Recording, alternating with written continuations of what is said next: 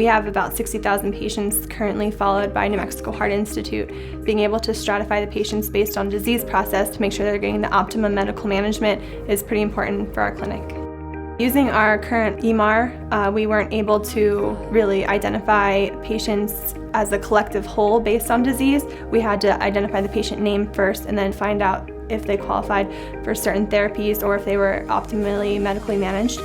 So using ChartPop and the ability to run queries based on disease process, medications, different lab values and things like that, we can identify the patients based on that in a collective whole and ensure that they're getting that appropriate follow-up and having the appropriate medications and testing done. Since the introduction of ChartPop in our workflow, we've been able to find patients in our database that we hadn't previously maximized their management of their chronic conditions and provide additional therapies to them that we otherwise wouldn't have been able to identify. It's very difficult to really assess patients that have had a low ejection fraction and find them in a database of 60,000. So we were definitely missing that population of patients. The program really gives us the ability to screen a huge amount of patients, and so allows you to pick up not only on just their ejection fraction, but other parameters that may lead to surgery or device implantation. So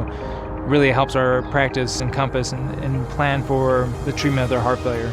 ChartPop for heart failure has been an amazing and wonderful thing for our clinic. We had 60,000 individual patients. Feasibly, that wouldn't be something that you can go through easily and make sure the patient's optimized. Through working with Emerge and ChartPop, we were able to get a list populated of our patients that ended up resulting in 1,400 patients that were eligible for qualified therapies. They were able to get optimized medical therapy, get the electrophysiology needs met and their surgical needs met so that we could make sure that they had happy, healthy lives.